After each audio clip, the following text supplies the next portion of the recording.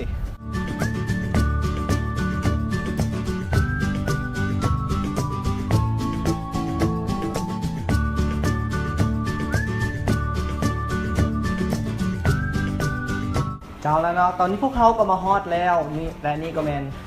สภาพโดยรวมของห้องการของพวกเขา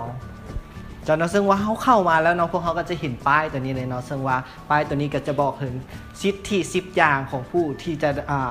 ะได้รับบริการของพวกเขาเนาะว่าควรจะได้รับอย่างแน่ซึ่งว่าในนั้นเนาะต้นๆก็จะมีสิทธิทางด้านความเป็นส่วนตัวสิทธิทางด้านการรักษาความลับสิทธิในการรับความเคารพนับถือจากพวกเขาสั้นต่อไปพวกเขาไปเบิ่งห้องให้คำปรึกษาว่าห้องให้คำปรึกษานั้นสิมีอย่างแน่สั้นพวกเขาเข้าไปเลยนอกจากนี้ก็แมนห้องให้คำปรึกษาซึ่งว่าห้องนี้ก็จะเป็นการเอาอาการชีวิตของผู้มาขอคำปรึกษาก่อนแล้วก็สิเอาความดันสั้นเขาเข้าไปเบิ่งว่าทางในเพิ่นกำลังเฮ็ดอย่างอยู่สบายดีรบกวนเวลาเด้อน้อยนึงจอน้องสั้นเฮามาเบิ่งว่าในห้องนี้มีเครื่องมืออย่างแน่ที่เพิ่นใช้ในการกวดเนาะสมมุติเนาะนี่แมนเครื่องวัดแทกอุณหภูมิใช้ในการวัดแทกอุณหภูมิร่างกายและที่เห็นอยู่ในนี่ก็แมนมีนี่น่าจะแมนเครื่องวัดแทกความดันเนาะตัวนี้เนาะใช้ไว้วัดแทกหาตังส่งว่าขึ้นหรือเกินบ่และที่เห็นอีกอย่างหนึ่งก็คือนี่ทุกคนน่าจะรู้นะว่าเป็นอย่างนี่ก็คือถุงยางอนามัยซึ่งว่าถุงยางอนามัยนี่ใช้แจกฟรีสำหรับผู้ที่เข้ามารับบริการหรือว่าผู้ใดที่บ่ต้องการเข้ามารับบริการให้คำปรึกษาอย่างต่างๆอยากได้ฟรีเนาะก็เข้ามาเอาได้เลยเนาะแล้วทางสังเกตเห็นบ่ว่าตั้งแต่เข้ามาเนาะเขาสิมีสื่อสุขภาพทางเพศต่างๆสั้นเขาไปเบิ่งกันเลยว่าเพิ่นมีอย่างแน่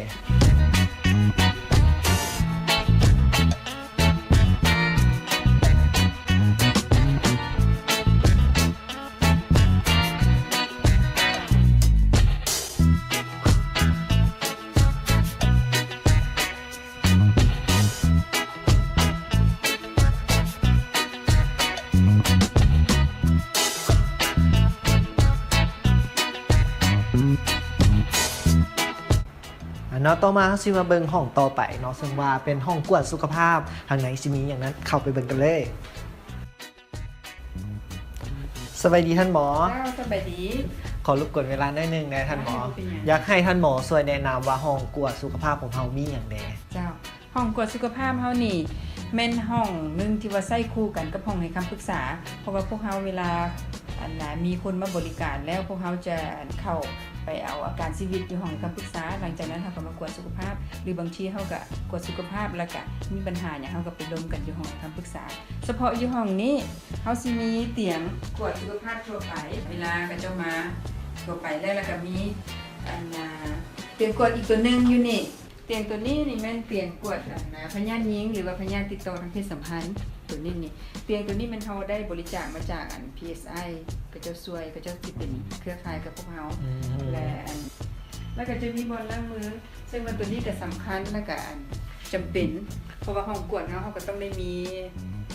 บอลล้างมือเพื่อว่าล้างเครื่องมือแดทำความสะอาดแล้วก็ล้างมือเพื่อว่าเขาจะไปกวดคนเจ็บนอกจากนี้พวกเขาก็จะมียาจำนวนหนึ่งที่เราอยู่ในตู้นี่แหละยาตัวนี้มันยาทุกเสริมหรือว่ายาจำเป็นจำนวนหนึ่งยาพวกนี้นี่มันราคาสิบ่แพงพวกเขาสิเอาน้อยนึงจากที่ว่ากระเจ้าจ่ายหั่นเพื่อว่ากายต้นทุนได้เดียวเพื่อที่มาซื้อมาแทนอีกแล้วสิให้ผู้ใหม่มาแล้วก็ซื้อมาแทนเป็นกองทุนยาหมุนเวียนเฮาปัจจุบันนี้เฮาก็บ่ทันได้มีหลายเพราะว่าเฮากำลังเริ่ม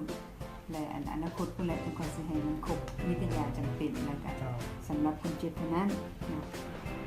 และนี่ก็เป็นภาพรวมของห้องกวดให้คำปรึกษา ซึ่งว่าห้องดังกล่าวแมนให้บริการทางด้านการกวดสุขภาพ และการให้คำปรึกษาทางด้านเรื่องสุขภาพวัยหนุ่มพยาธิปตพเอดส์ HIV และการวางแผนครอบครัว ซึ่งว่าโครงการของพวกเขาตั้งอยู่ที่บ้านทัดหลวงเหนือพร้อมอ่างน้ำประปาคนเค็งเนาะแล้วที่สำคัญเนาะการให้คำปรึกษาของเขาแต่ละเทียแมนให้เป็นมิตรและปิดลับ หรือทานใดที่ยังอายบกล้าเข้ามาของหาพวกเขาเด็กโกงแมนสามารถโทรเข้ามาได้ที่เบอร์ 030 512 7587 สำหรับวันนี้ขอขอบใจ